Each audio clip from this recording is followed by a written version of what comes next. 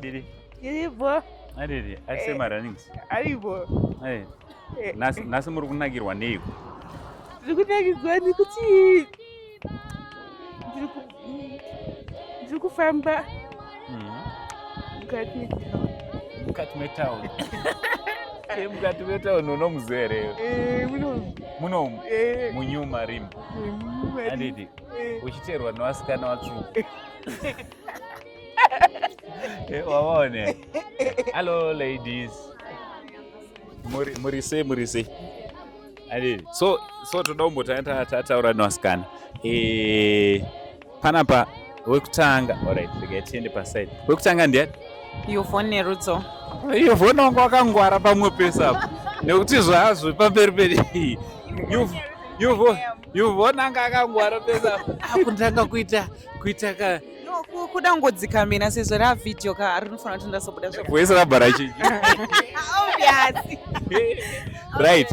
And we have got Chelsea Natasha Kamangla. Obanaka, alright, it's okay. Hande yedu tifamba mbichana.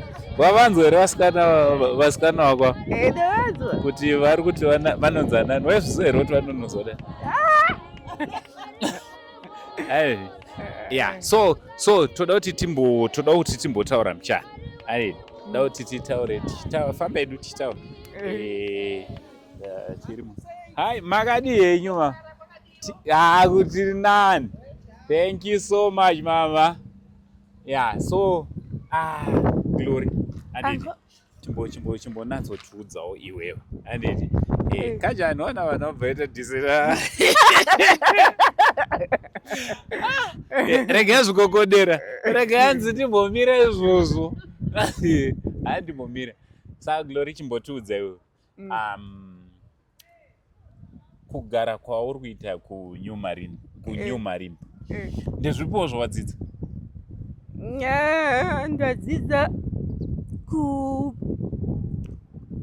kuwirirana nevamwe zvakanaka, kugarisana nevamwe zvakanaka. Wow. Kuwirirana nevamwe zvakanaka. Nekugarisana nevamwe zvakanaka. I think togonotora rodi. Yeah, handine rodi.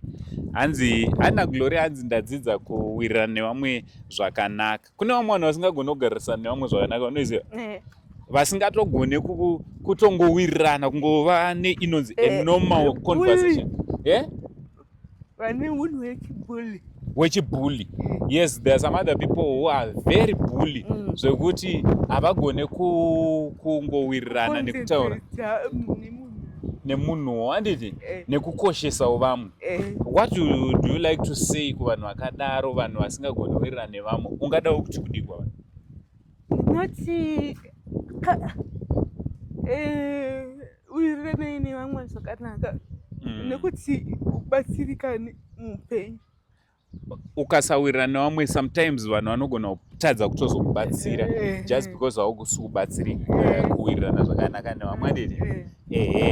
That's fine. So a great lesson yadzidzwa naGlory panguva yaagara kuMarimba. Ndadzidzawo kuwirirana nevamwe zvakanaka. Glory uri kutaura nyaya yekuwirirana nekuti usave bully unogona kusapedzisira usingachabatsiriki. Ndoda kumbotaura, ndoda kumbobvunza kuna Yvonne, pawatanga kuzivawo Glory, ndezvipi zvawadzidzawo from Glory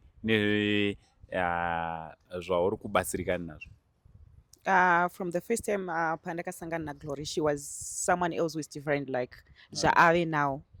Munhu anoratidza kuti munhu anoappreciata, munhu anoratidza kuti munhu anodawo kudiwa, and iye she's a prayer woman. This one anonamata. Yes, Glory anonamata. Saka ndakadzidza zvakatowanda through here. Ane zvinhu zvakawanda zvekuti even if I want to start kuzvi-explain handizvipedzi, but she is a good person. Yes. All right. And Chelsea? Ndakangodzidza kuti Glory munhu anodikika uye anoappreciata like what Yvonne said, and unonzwa kuda kuramba uchimuitira zvinhu zvakawanda because of her appreciation. All right. So we've got a lot of people who would say, no, toda kumbosvika kunoona Glory, but vomboita tumabhat. Ungada kuvakurudzira kuti kudi vanhu vasati vasangana na Glory? Glory munhu anotoda kusangana nevana vakawanda, saka to those people vari kuti ngatikwanise kusvika padhuze naye, munhu wokuti makasvika padhuze naye, you'd love to be with her every day. Yes. So to those vanoti Glory hatikwanise kuti tisebere padhuze naye, uyai mumboswera naGlory mumbomuona kuti musikana akaita sei, musikana anofara, musikana anotodawo shamwari dziri close to her, munhu anotoda kutaura nevamwe achiya ma-ideas, munhu anoda kunamata zvandambotaura pekutanga. Saka just come and spend the day with her. Munozoona kuti you have to muchapota muchiuya like kana 2 to 3 times a week muchiswera naGlory. Alright, Glory uri kunzwa zviri kutaura handizvi?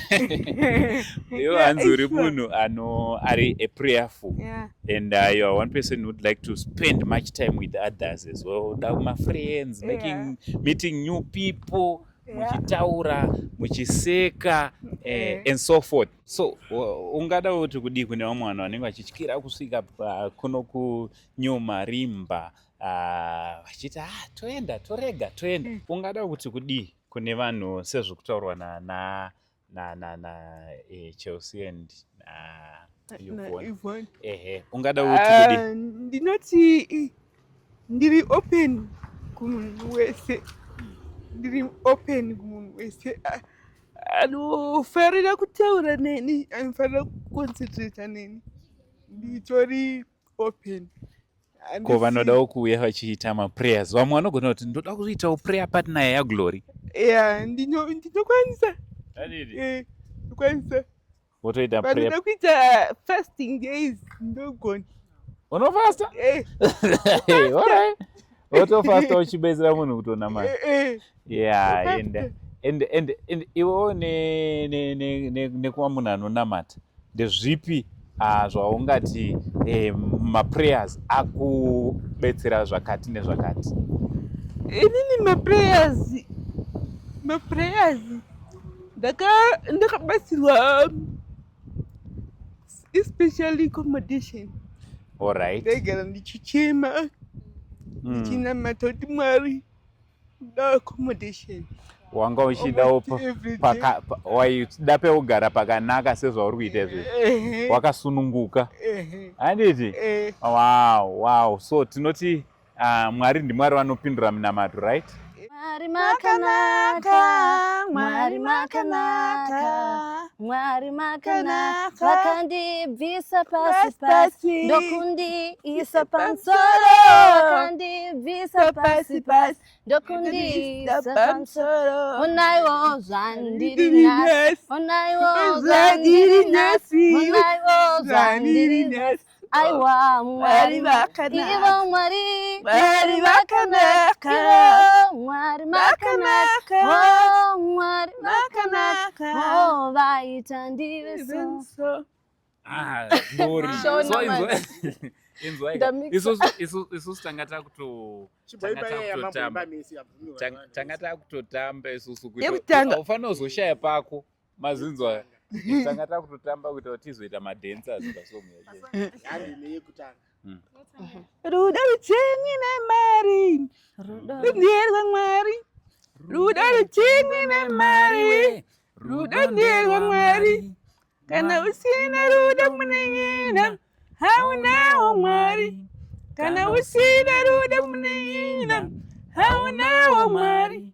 Ndipewo ruda sewe yanga Mwari, dzinowirira nawo.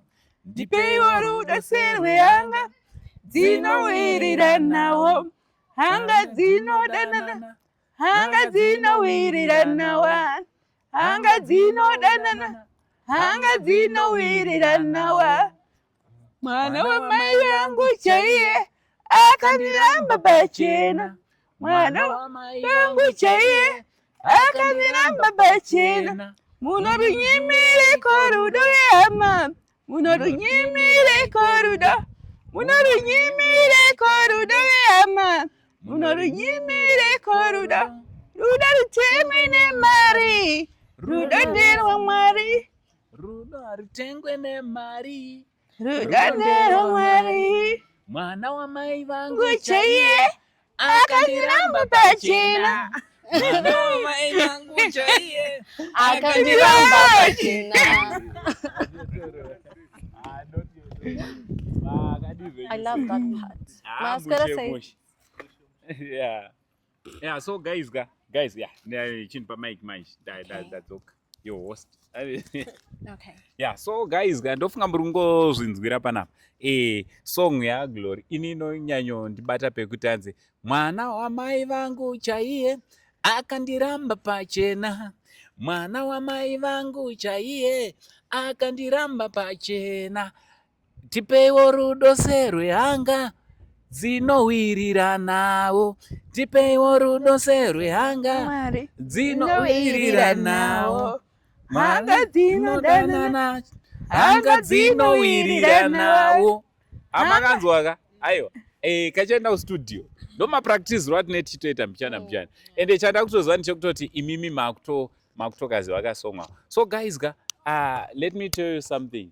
Let's share love, and love is for free. Yes. Kungodananawo nevamwe so anditi kungowiriranawo nevamwe zvinenge zvichitofamba zvakanaka zvichitoendeka. So hande zvedu hande takadayo, it's okay, don't worry about nyaya noise. So yeah, we are here in New Marimba. If you'd like to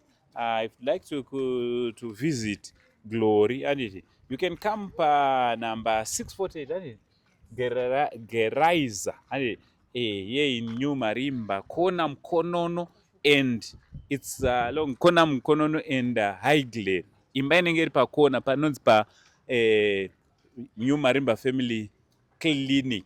Kauya ipapo otoona musikana.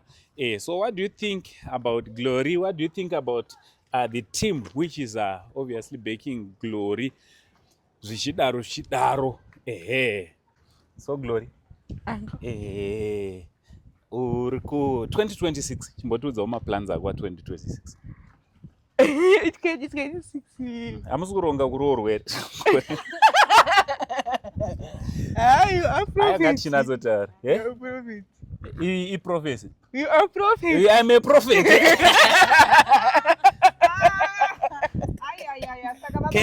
Can I prophesy?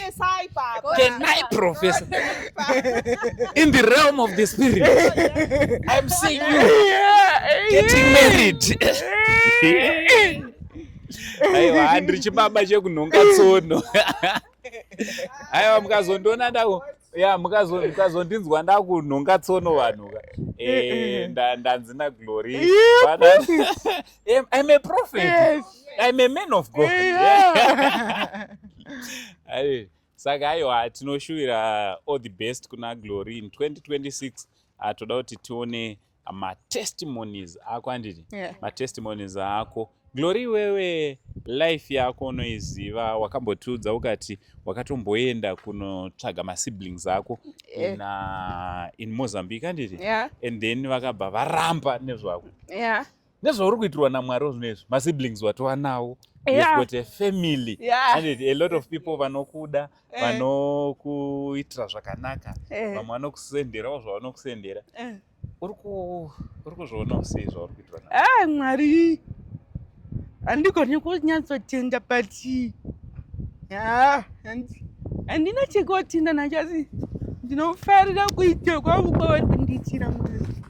Unozvifarira. Handiti? Ndiri kufarira nezvavari kundiitira. Handina hangu chekuvati Mwari oipa si. Zvavari kungoita pandiri zviri kungooneka kuti ndiMwari vakagara paupenyu hwangu.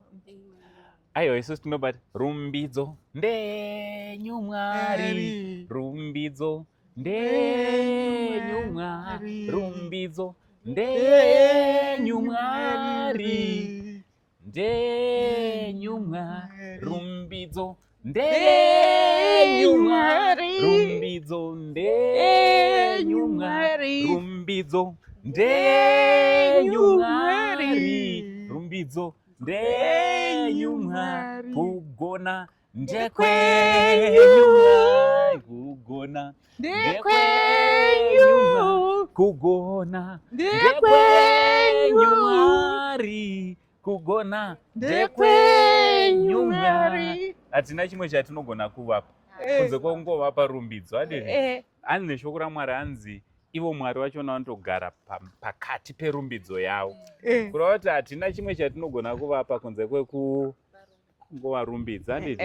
Nokuda kwekunaka kwavo. Because kana iri mari yedu haikwani. Kuti tingati tinopa Mwari kuti segift, hatina chatinogona kuvapa. Haifi yakakwana.